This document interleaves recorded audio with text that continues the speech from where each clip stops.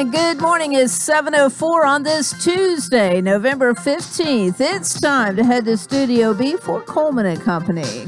Hello, everybody, and welcome on a Tuesday. A little liquid sunshine this morning. Not as cold as it was yesterday, but a little bit disagreeable out there. But it's going to be a terrific Tuesday, and we welcome you to our program. Happy to be on the air for Vanderbilt Wilson County Hospital. It's always good to see Tracy Pope, who is here this morning. Tracy, good morning. Good morning, Coleman. Tracy is the Director of Community Relations for Vanderbilt Wilson County Hospital, and you have a medical professional that you have brought this morning. But before we get to that, you did have a little ceremony and a ribbon cutting or something of that nature yesterday. We did. We are excited to announce that we opened our epilepsy monitoring unit on October the 4th at the hospital. This is an extension of Vanderbilt University Medical Center's epilepsy monitoring unit, which is an inpatient stay at the hospital. But more excitingly, it brings a neurologist on site to our hospital that's available to take emergent consults from the emergency department and as an inpatient patient at the hospital. So we're so excited. We have Dr. Wong with us this morning. He's our interventional cardiologist. And we had 3 specific service lines to bring to our community to really elevate our level of care. And one is the interventional cardiology program. The other is our trauma, our level 3 trauma center. And then our final component is a neurologist on site. So we are excited to share that with the community.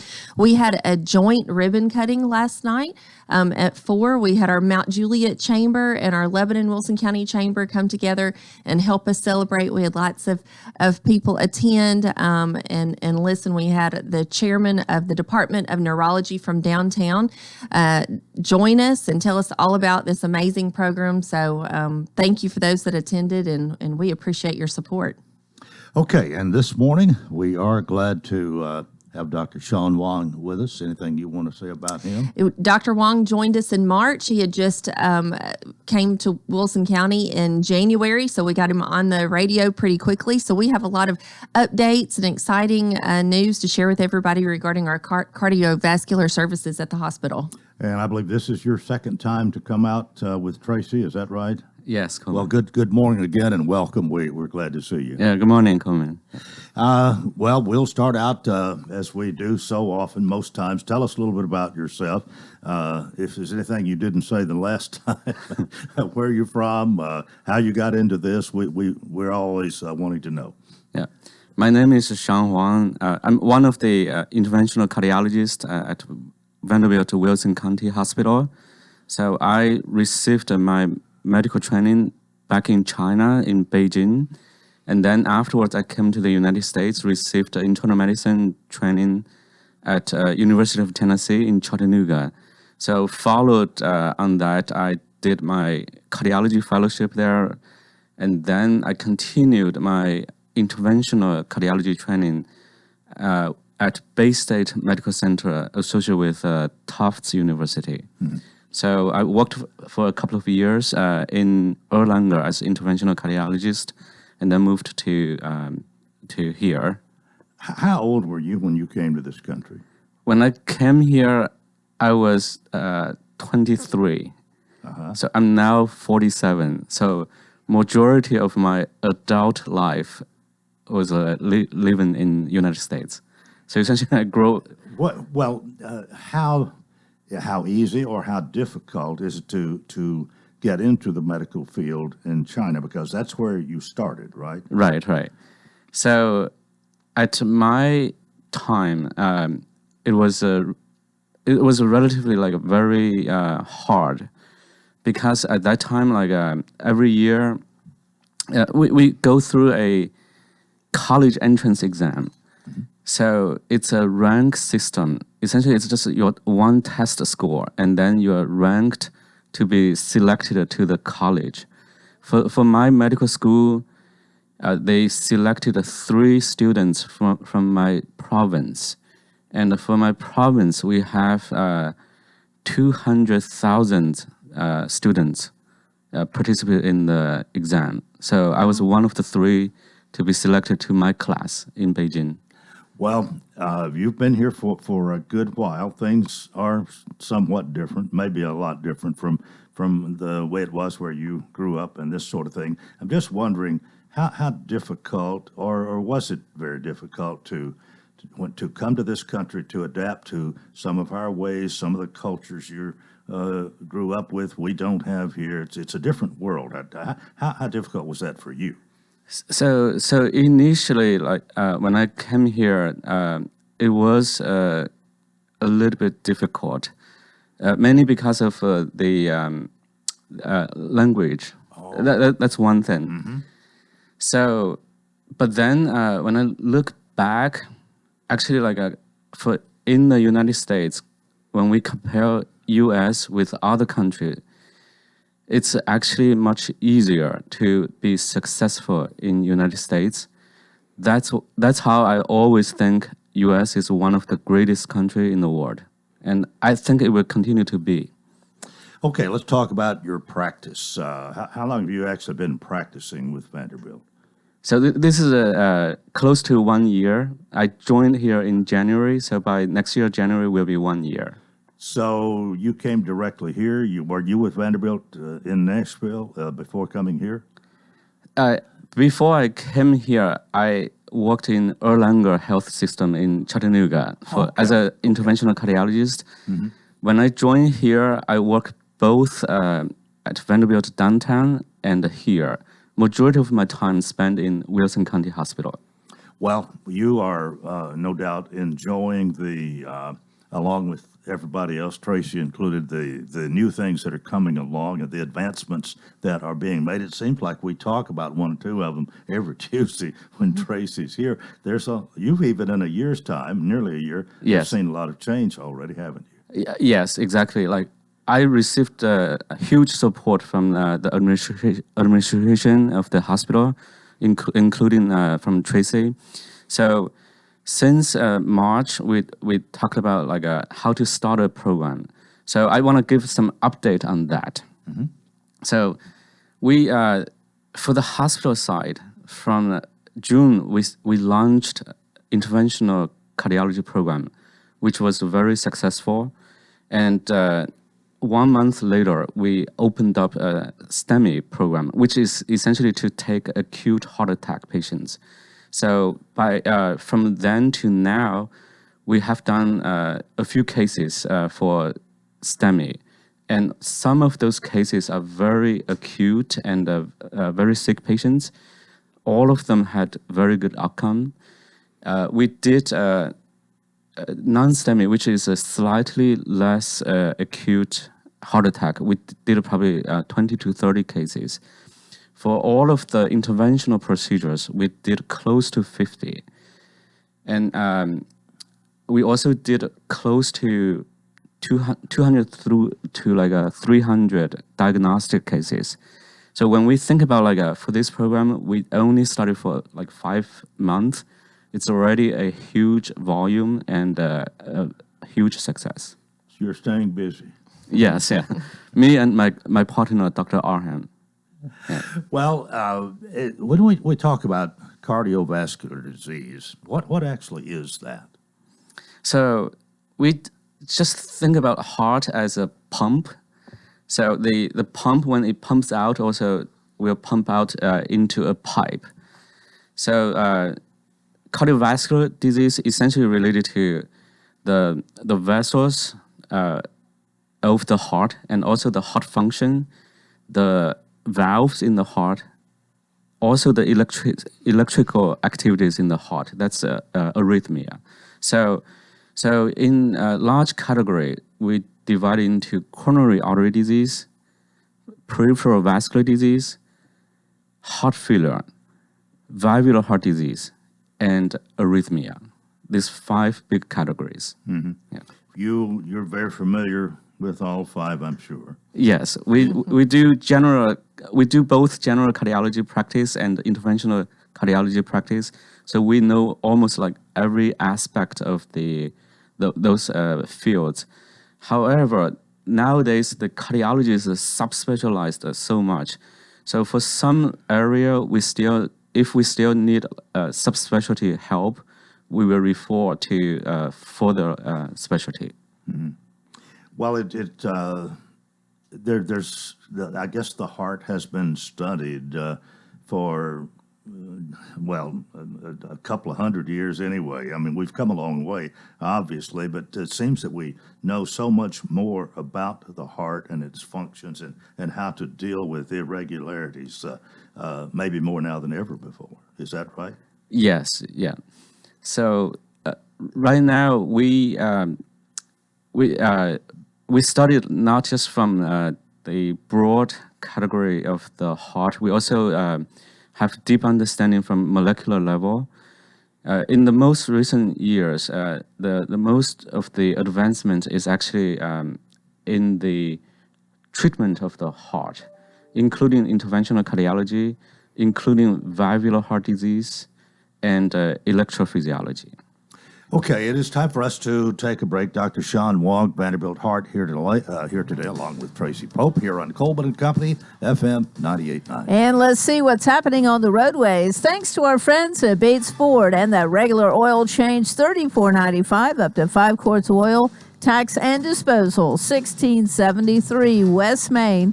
Now at traffic, here's Chuck. Good morning. THP is moving a wreck as we speak on 40 eastbound at the 192 mile marker out in Bellevue. As you come out of Kingston Springs, that's starting to slow just a bit. It's also running very slow. 24 eastbound, just before you get to the Jolton exit on a crash. It's got traffic really slow go coming in from Montgomery County through that section of Robertson County. Again, that's 24 eastbound just before the Jolton exit.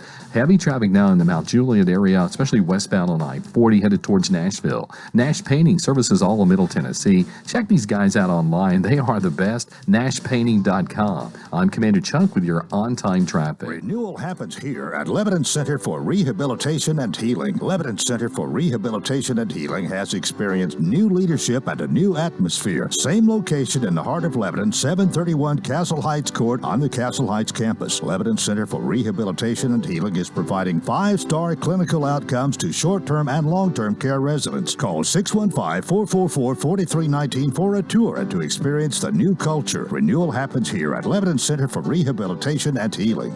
And now, a moment of silence to remember our dear friend.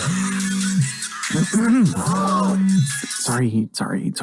Oh, man. Life can be uncomfortable. Your home doesn't have to be. With a wide range of air conditioners, furnaces, and heat pumps, Rheem makes it easy to feel comfortable, even when you can't be comfortable. Financing available through TVA's Energy Right program and your local power company. Call Randy's Heat and Air 237-3604.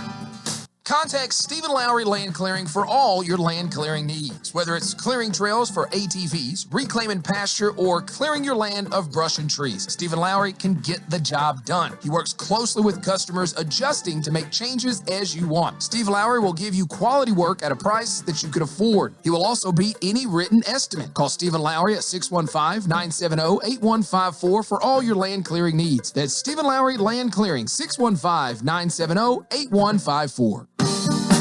It is on the other side of money. Coleman and Company, thanks for joining us here on a Tuesday morning. Twice a month we feature Vanderbilt, Wilson County Hospital, and Tracy Pope, and a special guest. And our special guest this morning, Dr. Sean Wang, who immigrated from China.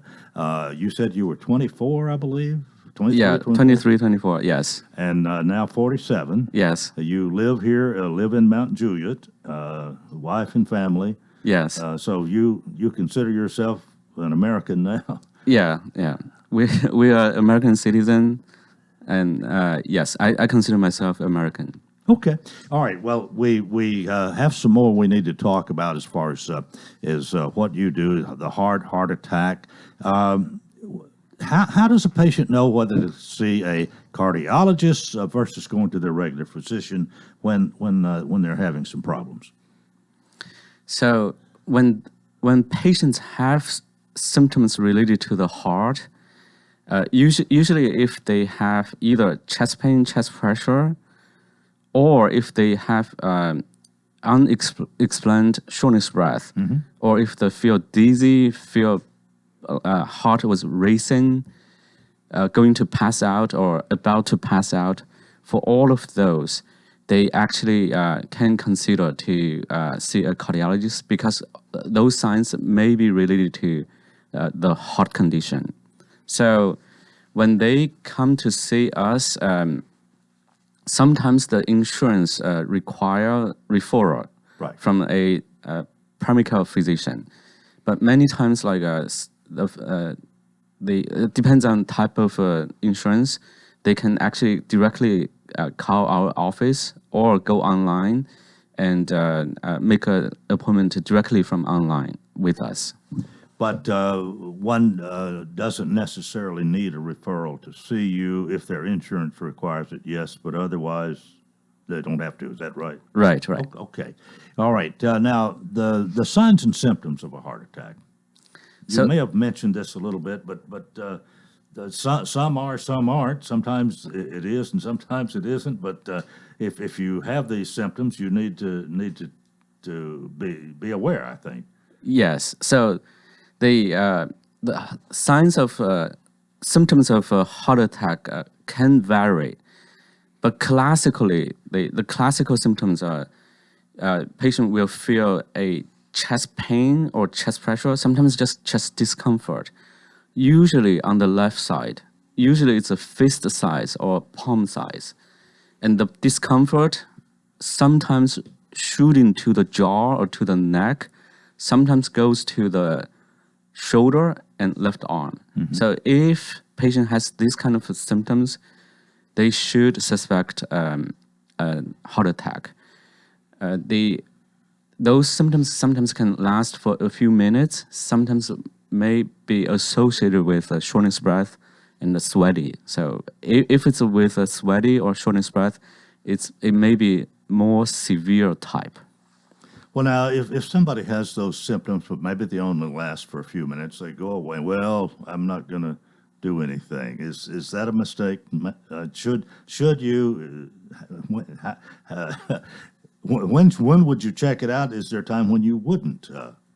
So if patient has those classical symptoms lasting for a few minutes and then it went away, the patient definitely should contact his either cardiologist or primary care doctor, sometimes even call 911, because that may just suggest there is a severe blockage there.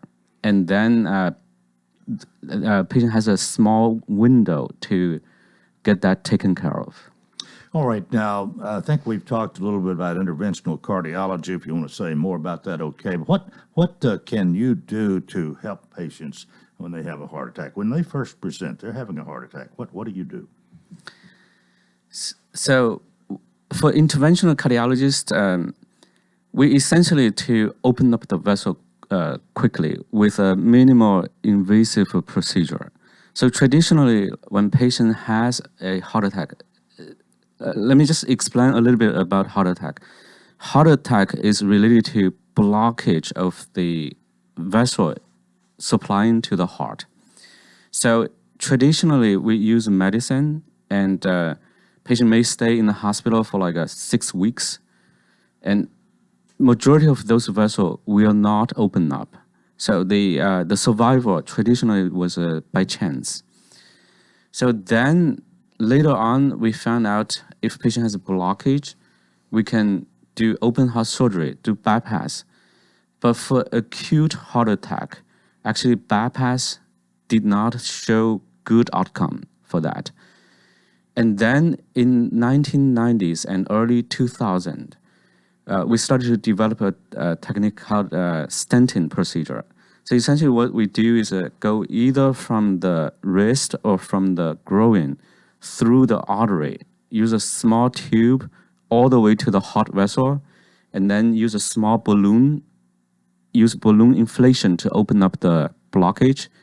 Afterwards, we put a stent inside of the blockage and keep the blockage open.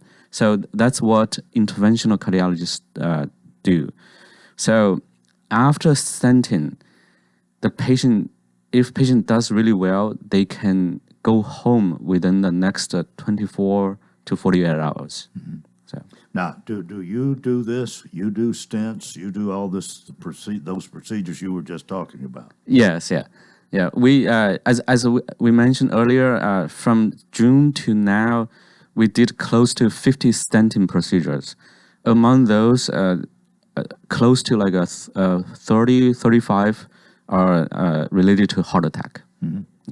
How successful is the stent, and is it easier maybe to do than what was being done before you came up with the stent idea? So the procedure is less invasive than open heart surgery, and the recovery time is much quicker.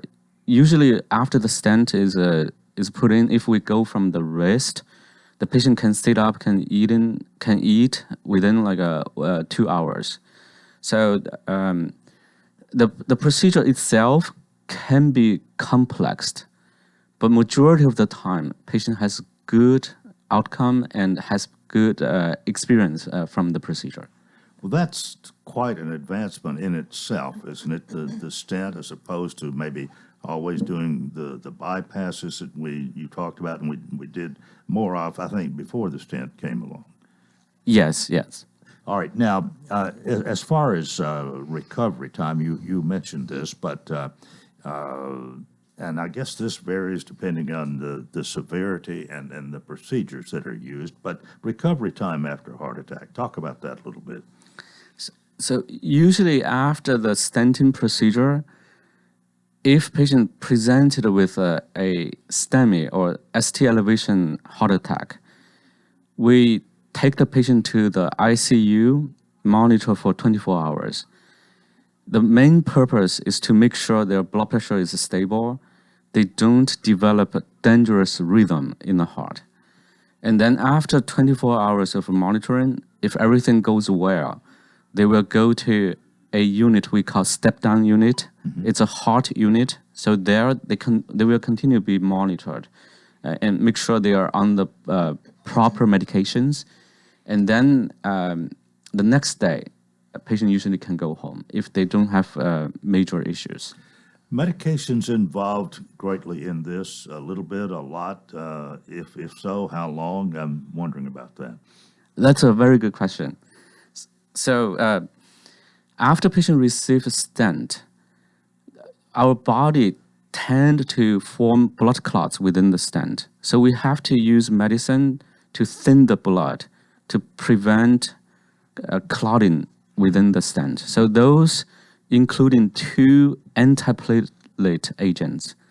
One is aspirin, 81 milligram of aspirin. So that one will be taken lifelong. So the second antiplatelet medicine is it's called a P2Y12 inhibitor. So either it's a Plavix or Brilinta or Effient. So right now, the most we use is either Effient or Brilinta. That medicine we recommend at least to take for 1 year after stenting. Then there are other medicines to reduce chance of recurrence of the blockage, which including a cholesterol medicine, one of the statin, such as atorvastatin or rosuvastatin. And then for patients, we also put on medicine to protect the heart for about 3 years. That's a beta blocker, such as metoprolol or carvedilol. So those 4 medicines are backbones for patient medical treatment for the after heart attack. Well, we're fast running out of time here. One more thing we might talk about, the care that is now available right here in Lebanon, and people don't have to go to Nashville to receive a lot of things that they did prior to Vanderbilt coming here. You might talk about that a minute. Yeah. For those, we actually received a lot of good feedback from patients. So in the past, especially for patients of family members, in the past when they have a heart attack, they have to be transferred to either downtown Vanderbilt or St. Thomas. So first of all, there is a delay of care because for heart attack, time is muscle. So this way, the patient here they can get more timely treatment. They may potentially have a better outcome. The second thing is the families don't have an extra stress, try to drive to downtown, try to find the hospital parking and find the patient's patient room. And so this is very convenient for the patient's family. Another thing is we also have cardiac rehab within the hospital. So after the treatment, patient knows where to go for cardiac rehab. So the whole care is within here and provided huge convenience for the patients. We are out of time, but thanks so much for being with us this morning. A lot of great information here. Dr. Sean Wong and Tracy, I'm impressed. I know, I am as well. Exciting information. We're honored to have Dr. Wong with us. He's a very impressive physician, as well as his partner, Dr. Aram. And they are located at Vanderbilt Heart at Vanderbilt Wilson County Hospital at 1421 West Badura Parkway on our Vanderbilt campus. So they are available for new patients. And like you said, they are just staying covered up with emergent consults from the hospital. We're just so excited to bring this service to Wilson County and our surrounding area. All right. Well, thank you both for being with us. Dr. Sean Wong, thanks again. And Tracy, we'll see you in 2 weeks, I guess. Sounds good. That's part one of Coleman Company, presented by Vanderbilt Wilson County Hospital. Stay with us for more here on FM 98.9. And let's see what's happening on the roadways. Thanks to our friends at Absolute Kubota, they have high performance, high horsepower, where 0% financing is still a thing. Now is the best time to save on a new Kubota LC Series tractor, rated #1 for durability and owner experience in the U.S. Absolute Kubota, 1506 West Main.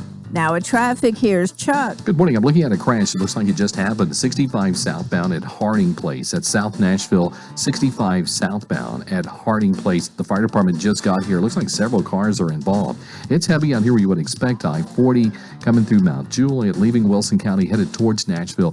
Give yourself extra time. It's been slow at times. 65 south there at Trinity Lane.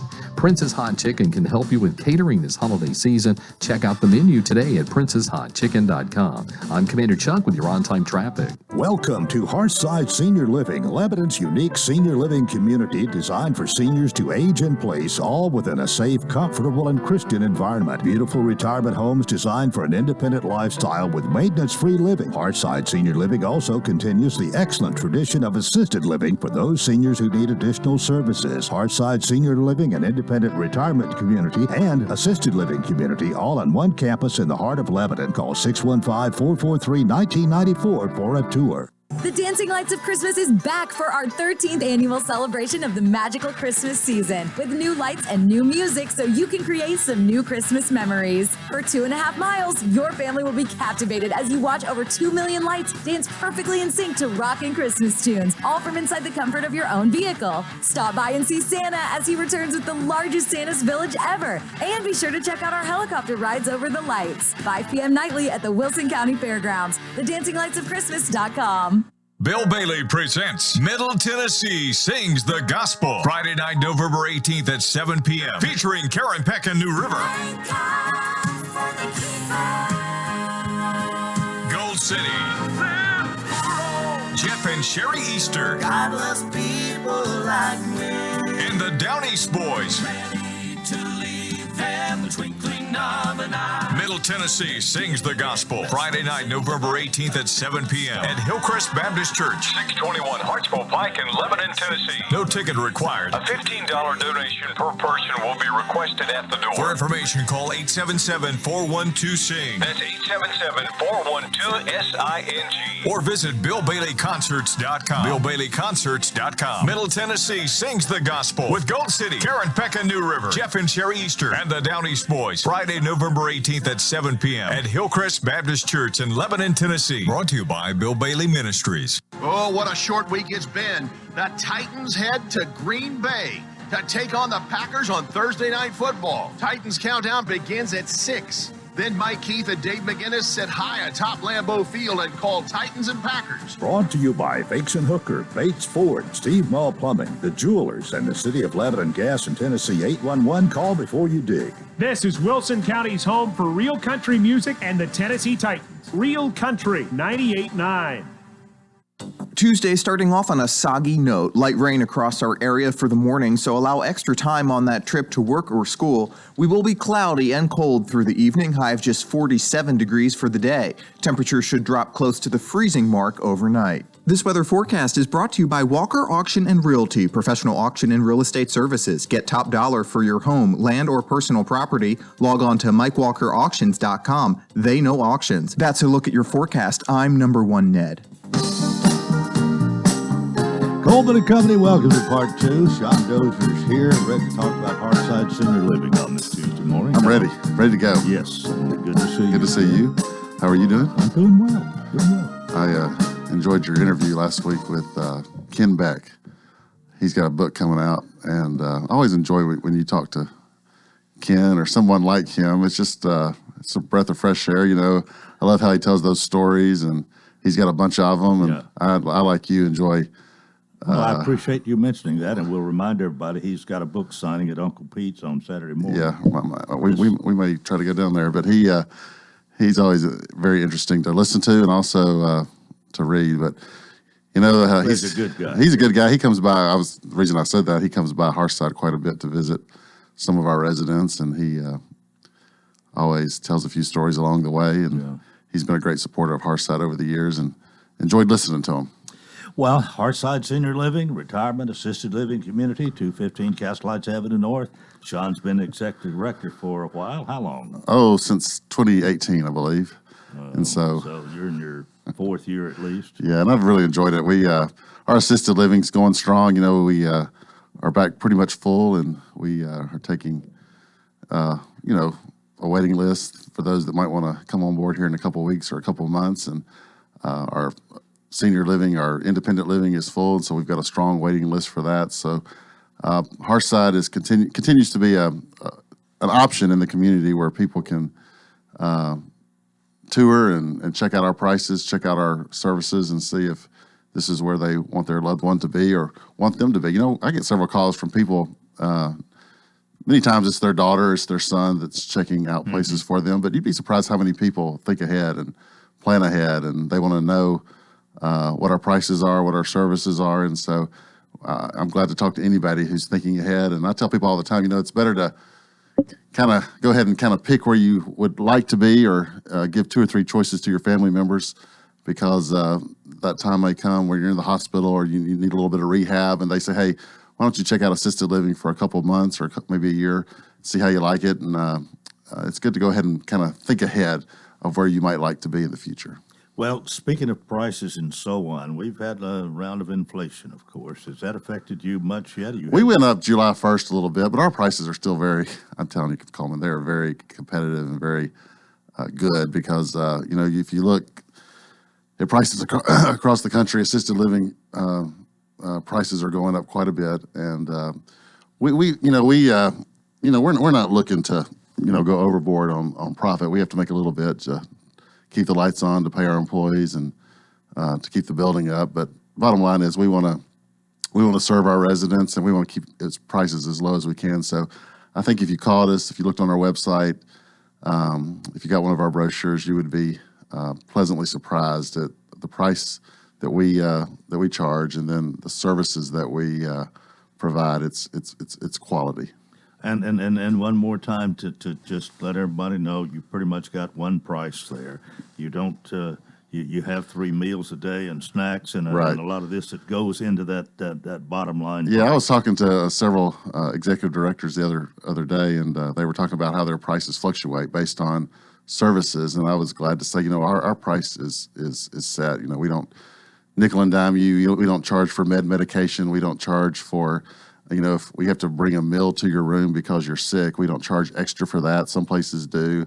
We don't charge for an extra activity here or there. It's amazing how these big corporations, I'm talking about these big corporations, nickel and dime people, and we don't. And our prices are reasonable. They're people are continuing to come by to take tours, and they're very impressed with what we have to offer. And you've been about full for a while. Do you We have have a vacancy at we all? have a small room available, and we've had a couple transitions, so we do have one small room available. And a lot of folks move into a small room, then later on they'll move up to a medium or large. And so sometimes we take a waiting list for a medium or large room. So sometimes those small rooms become available. But I tell people all the time, when you're in your room, whether you're small, medium, or large, you're either watching television or you're going to bed, or unless you just want to bring a lot of furniture and a lot of your stuff, a small room is plenty big, and those small rooms do stay pretty full. Yeah. Are you ready for a hard side help? I ran into Kathy Sweeney and her family last week, and I haven't seen Kathy in a long time, and we got to chit chat and talk, and I wanted to give a Hearthside hello. Excuse me, my voice is going out. A Hearthside hello to Kathy Sweeney and her family, and I've known her for quite a long time. She, of course, is the executive director of CASA, and I wanted to say hello to Kathy Sweeney. So if anybody sees Kathy over the next few days, tell them that Sean said hello and gave her a Hearthside hello. All right. See you next Tuesday. See you next week, Coleman. And thank you so much. Thank you, Coleman. All right. Sean Dozier, Executive Director, Hearthside Senior Living. That phone number is there, is 615-443-1994, which coincides with the date it all began. Well, that takes us to 20 minutes before the hour, and Brian Hutto is here, Director of Schools for the Lebanon Special School District. Brian, if you will allow me to do this, because I promised somebody I would, and if I don't do it now, I'm afraid I'm going to forget. I had information from Angela Tripp of Watertown Elementary, and this is not under your jurisdiction. This is the Wilson County Schools, but I just want to give a little information out on this. It's going to come up this Thursday, November 17th, 4 to 6 p.m. They're having a free family event, Watertown Elementary Stream, which is science, technology, reading, engineering, art, math, and music night. It's focused on agriculture, and again, from 4 to 6 p.m., there'll be door prizes for students. A yummy Pick Tennessee product as you leave, sponsored by the Watertown Farm Bureau. And if you know anyone, any little one who will be interested in agriculture, a free family night that you won't want to miss. So we have done that. And now let's find out what's happening in the Lebanon Special School District. Good to see you again. Morning there, Coleman. Morning. Obviously, Watertown's near and dear to my heart. That's where I graduated. And so Wilson County is a great partner of ours. So anything Watertown does a great job. And STREAM, oddly enough, we're going to talk about STEAM, our STEM group here a little bit as well. But excited to be here today. It's chilly. It's hard to believe it's already November. Yeah, and Thanksgiving is next week. Thanksgiving is next week. Well, I know I talked a little bit with Jeff Luttrell last week in this time slot on Tuesday about the absenteeism due to flu and I guess COVID and that when it's got three letters. But how is it in your district? We're doing okay. We're doing okay. Last week we saw a peak with our students. We stayed below or right around 10% for most of the week, and we've ebbed even further down on that trend. We, of course, when you talk about students with the flu, you have to talk about adults. And our fantastic teachers, they hang in there as long as they can, but they also have families. So we've seen an uptick with our teachers towards the end of last week. But hopefully it's making its rounds and it gets finished so that everyone can enjoy Thanksgiving. But it is present, and we're working through it. We're really good at getting creative. COVID taught us a lot of things. So when we have to split classes, teachers are used to that drill. We don't want them to be too used to it. So we're actually working with our sub company to make sure we get classes filled. All right. Just quickly, the Thanksgiving, what'll it be like next week?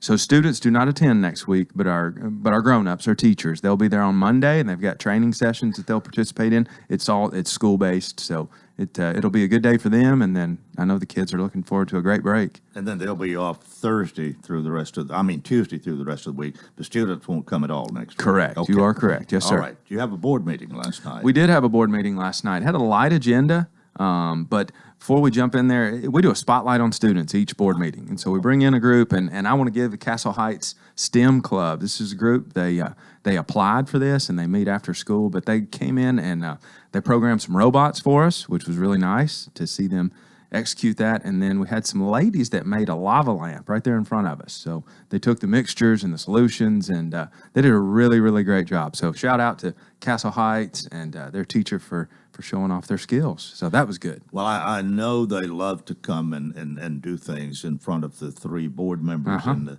the people that are there. That's an exciting time for a student. No doubt. They were really excited. They were really nervous. That part's always, it's cute because we're not going to judge them. We're just happy they're there. Their families came, so it was a good time. And then as far as our agenda, we had 3 business items, I would say. We had an LEA compliance report. It's a state report. They're basically making sure we're dotting all our I's, crossing all our T's. We checked that off. Another item that we've discussed is promotion and retention policy. And TSBA, that governs sort of our school boards, they adopted or adapted their policy for that 3rd grade retention law. So we had to add in some language with that, which it didn't change the structure of it. It just changed sort of the wording. So we approved that. And then, of course, we had technology surplus, as much technology as we have, and it rotating through. We had to move some of those older devices along. So it was short. It was good. And then, of course, we had reports from our different departments. And I will go ahead and throw out just a heads up to our families. Speaking of the Retention or Literacy Success Act, but that 3rd grade retention legislation, we're going to send a packet of information this Friday just so that our families understand what it is, who it may affect, just to be on the front end of it. We don't want anyone to be surprised, but teachers are working hard and our kids are making really, really good progress. Well, that's good to hear. And as we look at the clock, it's time for us to take a break. Brian Hutto, Director of Schools for the Lebanon Special School District, is here. We've got a lot more to talk about when we come back on Coleman and Company, FM 98.9. And let's see what's happening on the roadways. It's all brought to you by our friends at Bates Ford, and they have the Works Vehicle Checkup. They'll make sure your vehicle is ready for any road. It's $49.95 up to 5 quarts of oil, tax and disposal, tire rotation, safety check too. 1673 West Main. Now at traffic, here's Chuck. Good morning. We're still looking live at this accident involving injuries, South Nashville, here on 65 southbound. It's going to be right here at Harding Place. Got the left lane shut down. Again, it's crawling on the south side, 65 southbound at Harding Place. Of course, it's heavy northbound coming up from Brentwood, Franklin, Williamson County. It's busy trying to get through Mount Juliet right now. All the traffic coming in from Wilson County on 40 westbound up by the airport. Nash Painting is Middle Tennessee's #1 residential and commercial painters. Give them a call at area code 615-829-6858 or simply go online to nashpainting.com. I'm Commander Chuck with your on-time traffic. At Vanderbilt Wilson County Hospital, world-class care is a heartbeat away. In fact, we offer the same world-class attention Middle Tennessee has come to rely on from a Vanderbilt Health Hospital. Supported by over 200 specialties, an expanded emergency department staffed with Vanderbilt Health physicians 24/7, and greater investments in life-saving technologies and care. It's just one more way we're making healthcare personal.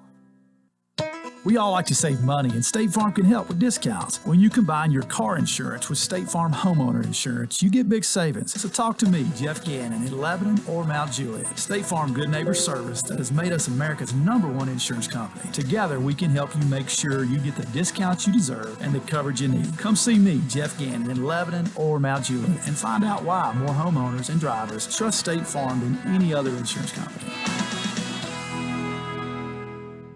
What is your passion? How can you use that passion to enrich your community? Hi, this is Melanie Minter, President and CEO of the Lebanon Wilson County Chamber of Commerce. Your chamber is the resource for making connections to fulfill your passion. Whether education, nonprofit, agriculture, entertainment, or government relations, Wilson County offers a place for you to be involved. Your chamber connects businesses, individuals, and your passion to the community. We have an enthusiasm for excellence. Join us and catch the spirit. Call or visit our office at 149 Public Square in Lebanon.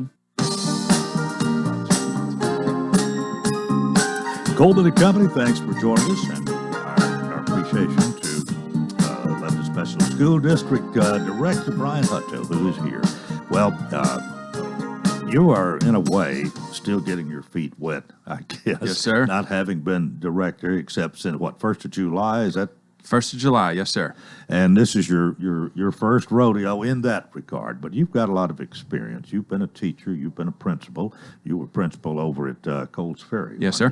Before taking this. So you're just, we've really, personally, I think we have a jewel in the Lebanon Special School District here, and you've got a lot of good things going for it. A lot of this, you're just here, I think, to keep going what's already been started. But you have to adapt, just like the thing you did last night. So change, new things come along, you have to adapt to them, and education has changed so much over the years. Mm-hmm. Yes, sir. Yes, sir. And you're exactly right. We have a gem of a system. It's great people, and it's a product of being a little bit smaller. We're sitting at about 4,300 students, which we continue to grow, and we talk about enrollment each week.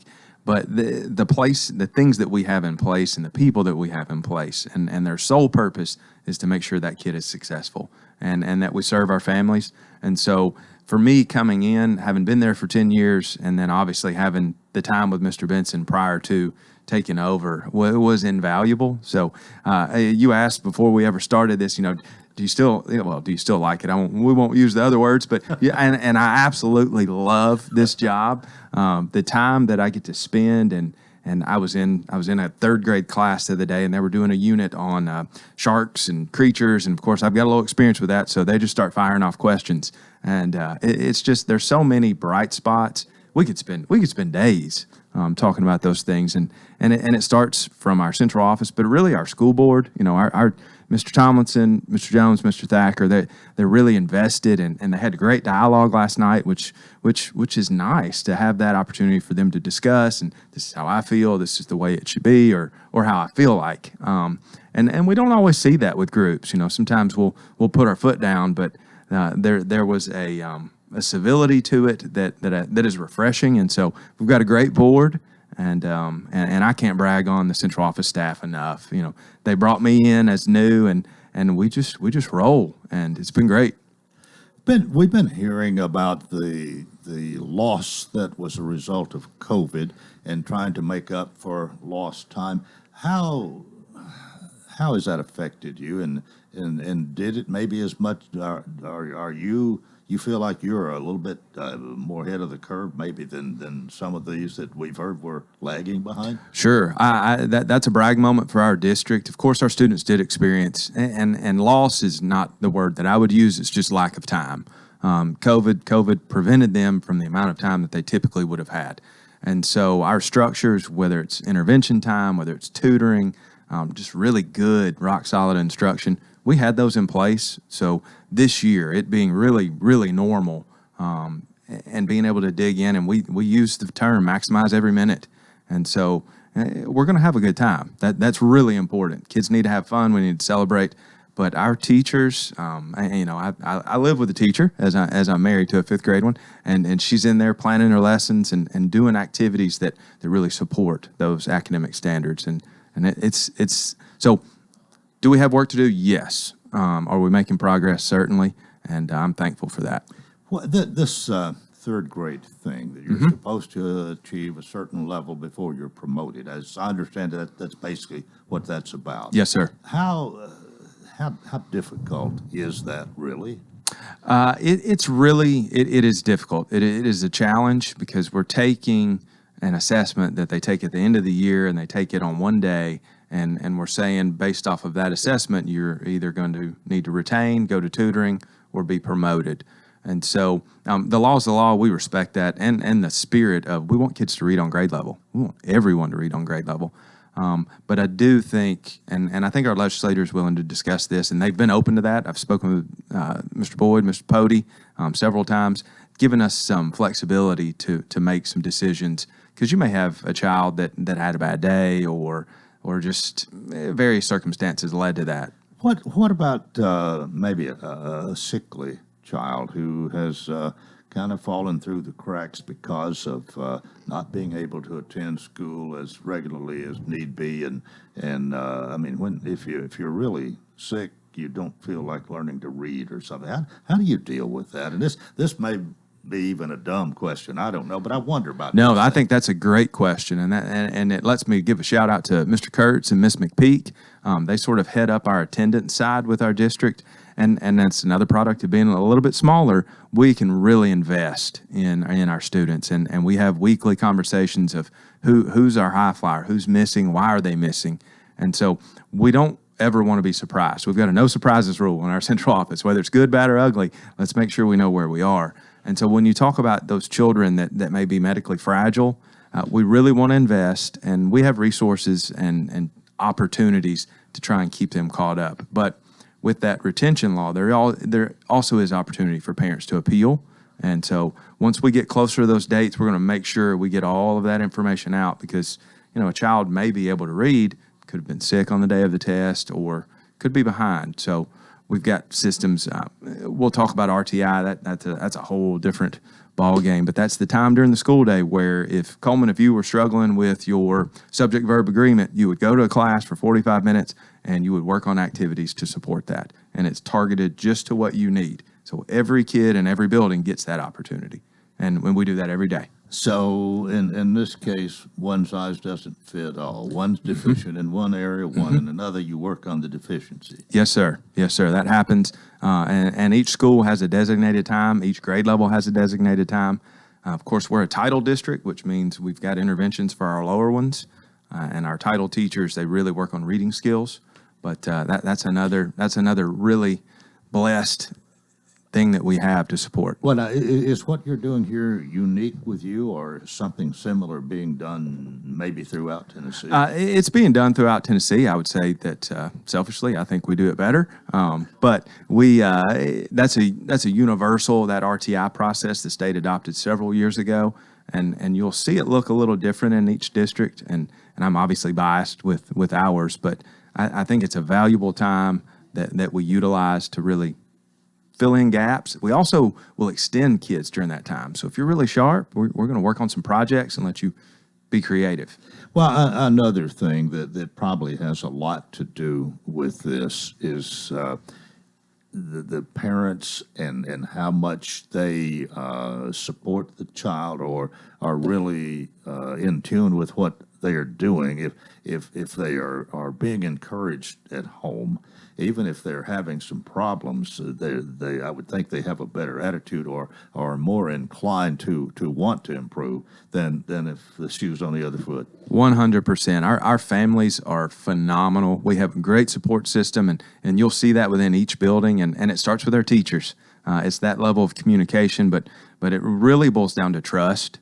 And when those teachers form those relationships with kids and with families, that trust is established. So when they call a parent and say, Tom's really struggled with this, it's not a comment on Tom's character or his beliefs or anything like that. It's this academic standard is lacking, and here's how we can help him. And they're very receptive to that, and we're very grateful. What are we talking about? Maybe eight-year-old, when you're in the third grade, 8 years old, I guess, something like that. Yes, sir. Yes, sir. 8, 9 years old. Yes, sir. What you're telling us here, I think, is encouraging this morning, because you really are working on this, and then hopefully there'll be very few that don't get promoted. That will be the goal. And then even for those that land, if they land in that cohort that isn't to be promoted, we're really going to push our tutoring. We're going to make sure we get an effective educator there. We're going to make sure they have the time, the resources they need. And so we don't want to hold a kid back ever. We've spent, Brian, quite a bit of time on this. I think it's worthwhile, and I'm glad to hear this. What else you got? We got about 3 minutes here. Sure. So just an overview for those that are out there. Each 5 years, the district does a strategic plan. So our plan, our 5-year plan expires. Expires is probably not the best word, but it's up for review this year. So real quick on that process, we're reaching out to our stakeholders and to families, and we're starting that this week. And we'll start with school-based meetings, but we'll meet with teacher teams and talk about what direction do we want our district to go. What sort of goals do we have related to our mission? And our mission is committed to a community of excellence. So we want the input from the teachers, then we'll talk to our stakeholders, and of course our school board is really involved in that. But I'm excited to do that process. This will be my first go around with the strategic plan, but it's sort of our overarching goal and will move us forward. So that's coming up. We've got growth. We are adding teaching positions. We've got facility improvements finishing up over the next couple of weeks. So it's good things are happening. All right, I'm wondering if you have any shortage of bus drivers or cafeteria workers or custodians. It takes all of these to make it all run and go smoothly. Sure, it takes a village, and we've got a great team right now as far as bus drivers, custodians, cafeteria workers. All of those, they apply if you're interested. There may not be a vacancy right now. I tell you what, we could use substitute teachers. So if you're interested in being a substitute teacher, reach out. They'll go over the pay range for you, and it's a great setup. And most of the time, we can assign you to a school, so you can sort of get invested in that culture. What's maybe the minimum requirements to be a substitute? High school graduation, and then from there, you of course get your background check and all those things. But your college experience will add to your pay. Degrees. If you're a retired teacher, I think it's $135 a day, and that's to come hang out with kids. And teachers leave great plans. So if you're reach out if that would be an interest for anyone. You can, if you wanted to, one day a week. Sure. Just periodically, or be the first one called. Sure, you could do a day a week. You could do a half day. We're flexible. We're very flexible. Yes, sir. We're good at that.